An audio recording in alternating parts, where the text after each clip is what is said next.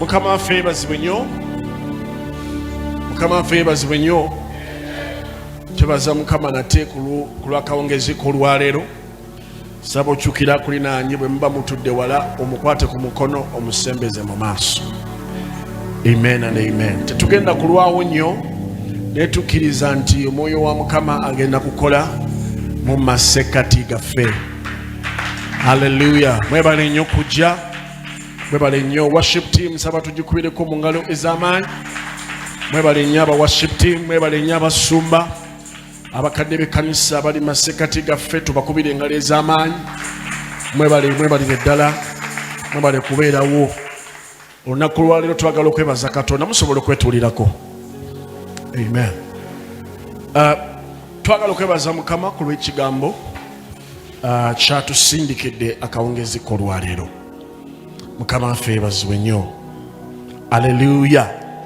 Hallelujah.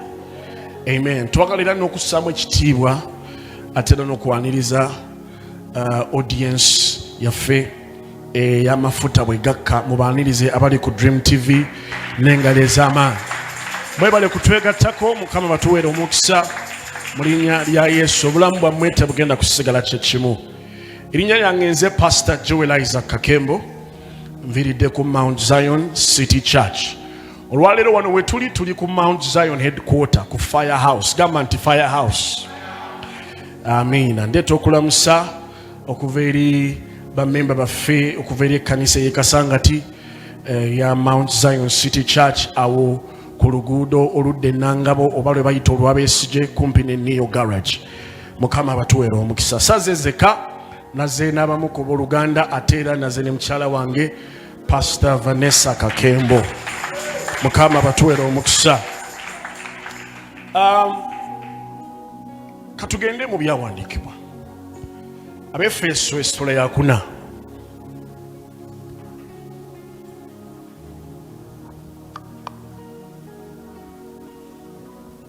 Abefeso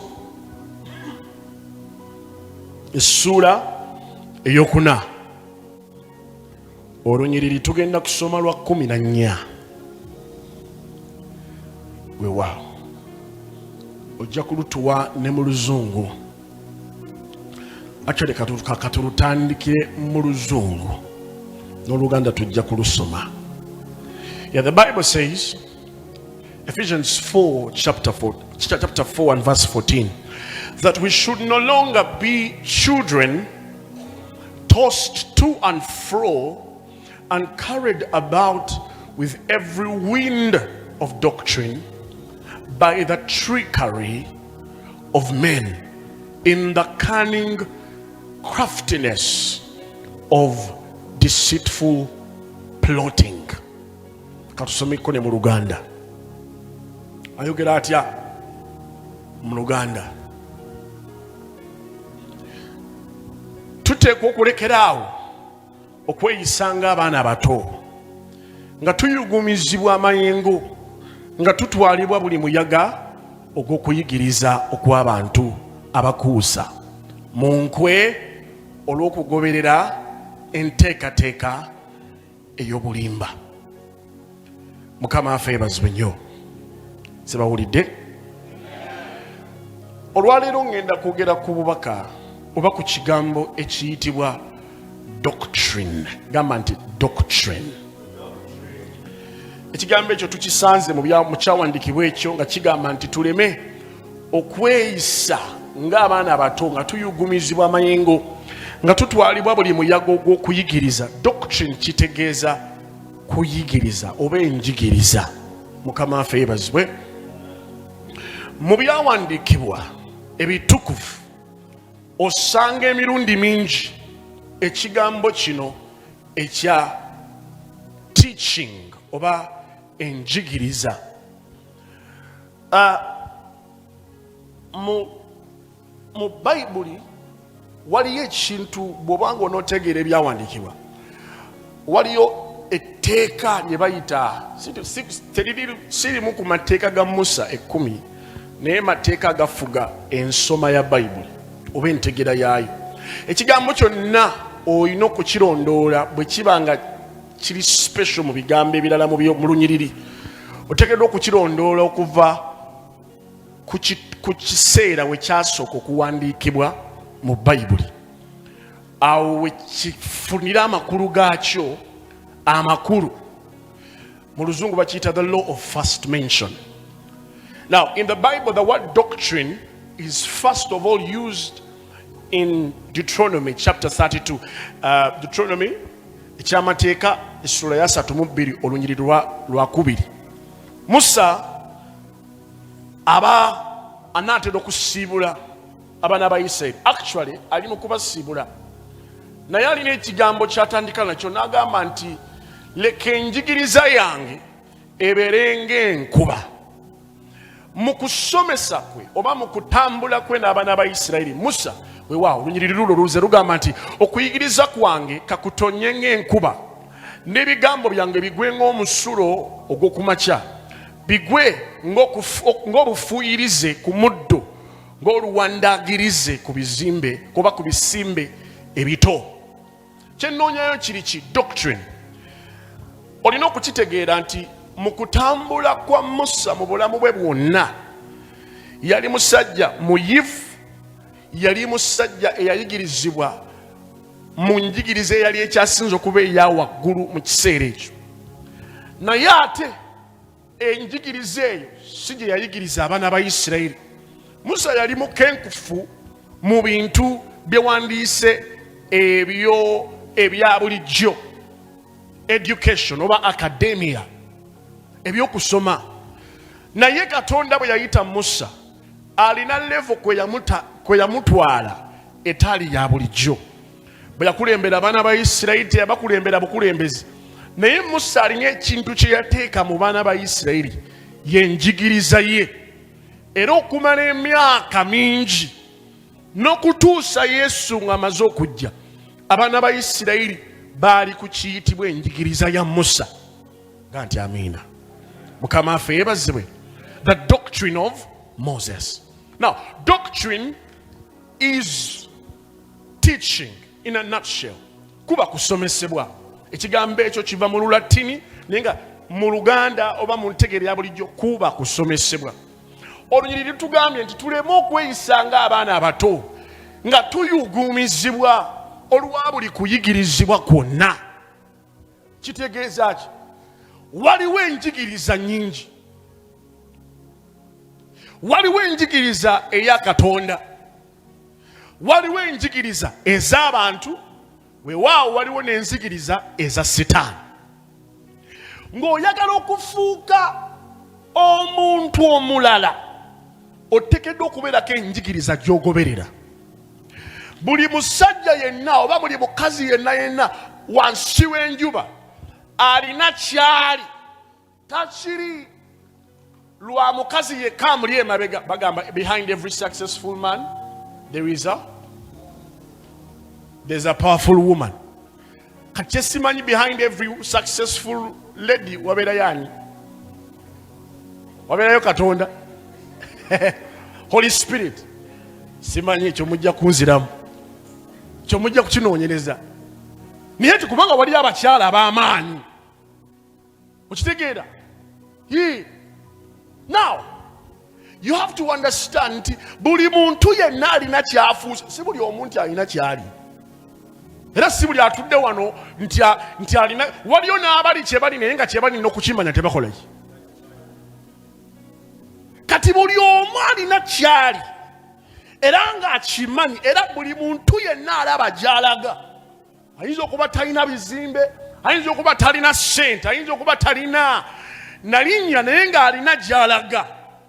Omuntu oyo ateekeddwa okubaako enjigiriza gy'alaba, gy'afuna, gy'agoberera, era eyo yeekola obulamu bwe. Ga nti amiina. Mbuliza akulinaanya oyigirizibwa ki? Hallelujah. Hallelujah. Listen to me. Olwaleero mu Uganda waliwo abagagga bangi. Ne waliwo omugagga gwe njagala okubabuulirako. Mumanyi mwenna eyazimbye ekizimbe ekisaawe ekya Nakivubo. Bamuyitaani? Omugagga Hamisi Kigundu. Hamisi Kigunu bwakuwa sente ze gwe wano olwaleero ne bwobeera pasita ne bazimpa olwaleero ezize ziyinza okuntwala mu kkomera. Nampa obugagga bwe bwonna nyinza obukozesa n'ensibirawa luzira. Ate mulabyeko ku balina sente ezitamanya alina naye ng'olwaleero batemeza mabega wa mitayimbwa. Njogera n'abaani wano muli Bachina Uganda temubamanyi mmwe. Bagabanga sente ne bagaba sente ne bagaba sente ensi nebategeera naye olwaleero olw'ebikolobero bye bakola olwa sente ezo tebaafuna bugagga, baafuna sente. Tebaakola bugagga, tebaakola bulamu, baafuna sente. Olwa sente balimye bega wa mitayimbwa. Obugagga bwennyini gw'onoonya sente olwaleero naye sente si wesize weetaaga okugaggawala, weetaaga njigiriza. Nja kubuulira nno mugamba amina kuba tuli ku TV. Haleluya.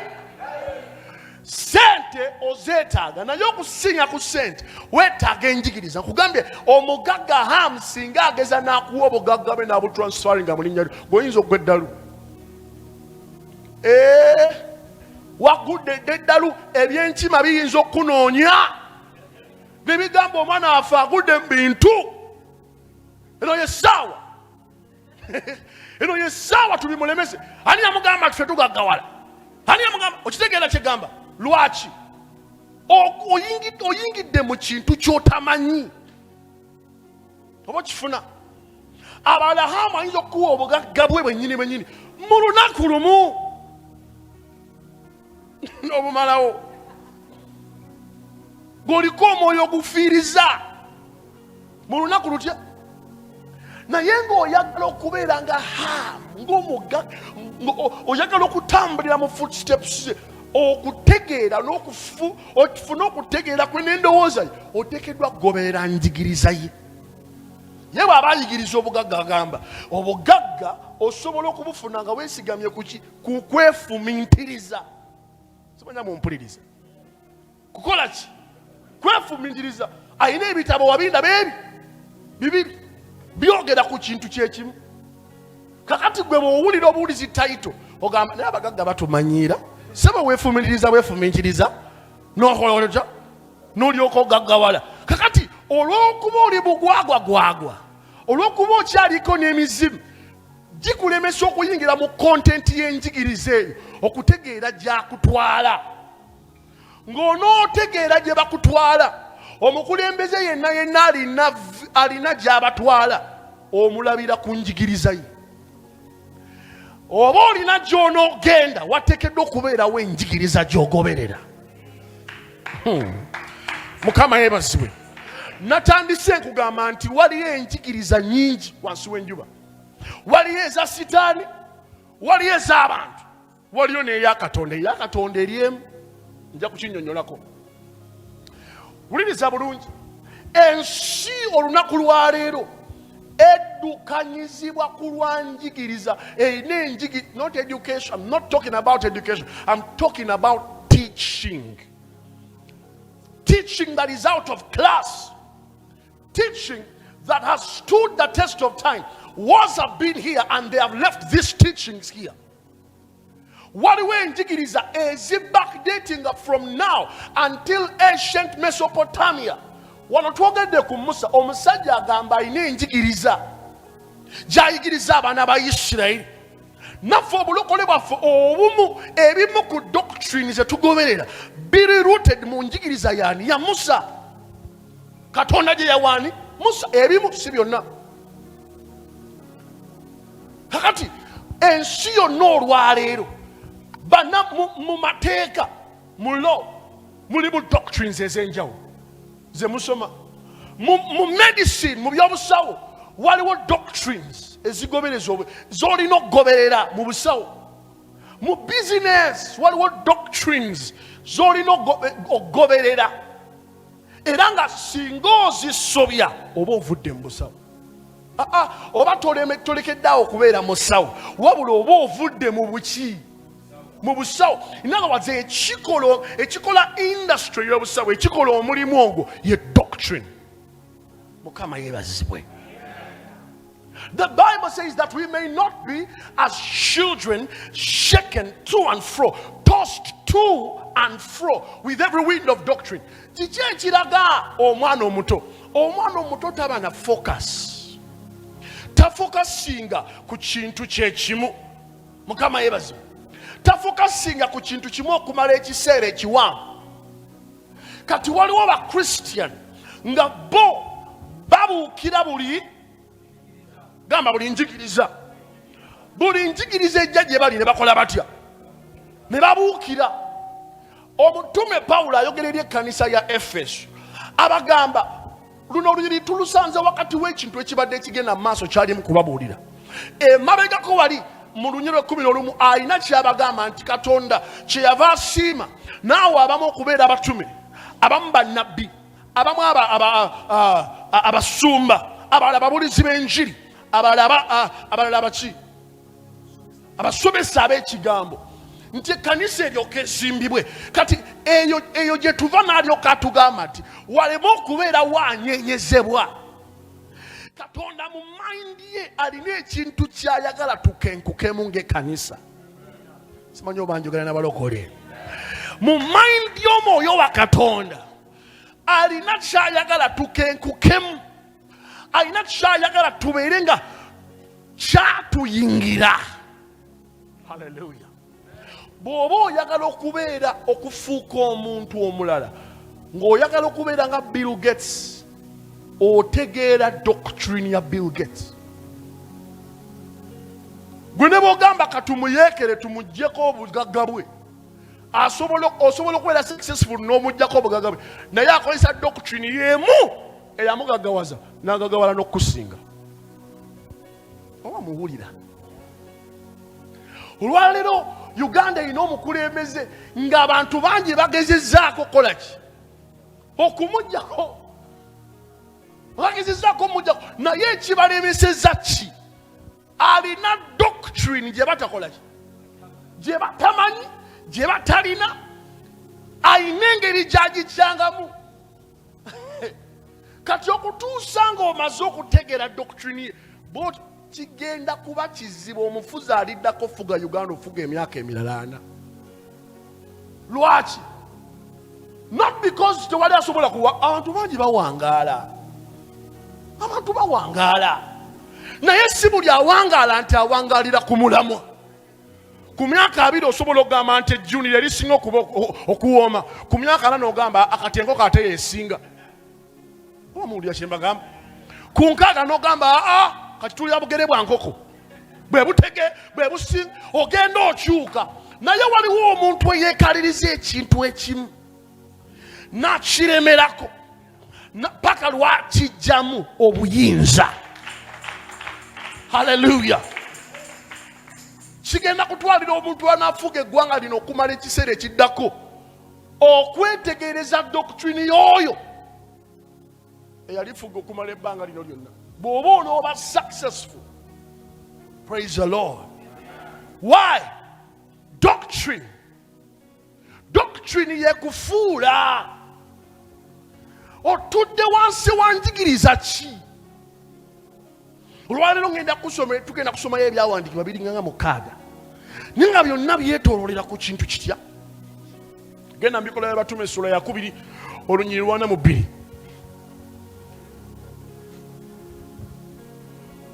Tunamaliriza tujja kukkiriza Katonda tusabe tumale tuve mu kifo kino. Acts chapter 2 and verse 42. Mutuzeeyo ali ku screen, tulinze gwe.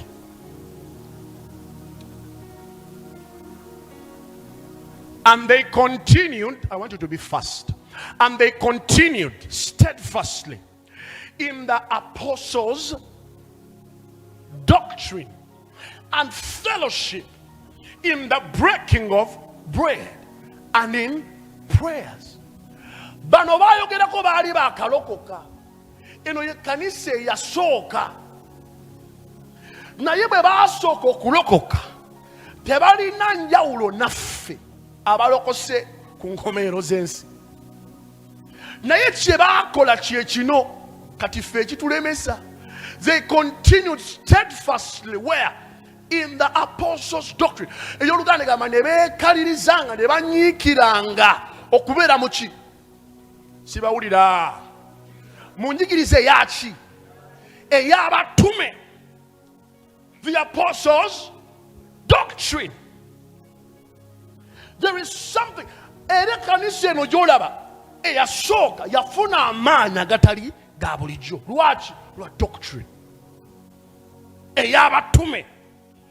Tugendeko mu Timotheo ekyokubiri 3:16. 2 Timothy chapter 3 and verse 16. This is Paul the apostle speaking to Timothy. He says, all scripture is given by inspiration of God and is profitable for what?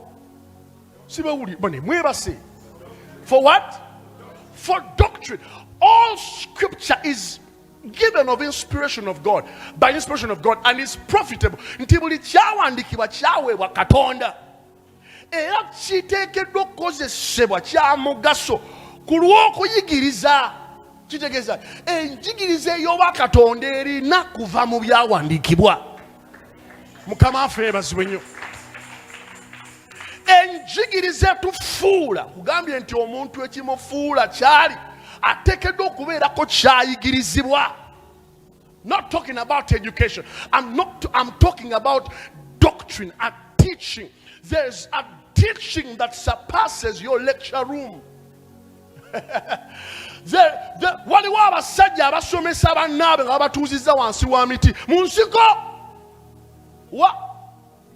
ne babakwasa ebiti ne bagamba kati ezo omundu egeze kubuleko ojja kiwulira kiti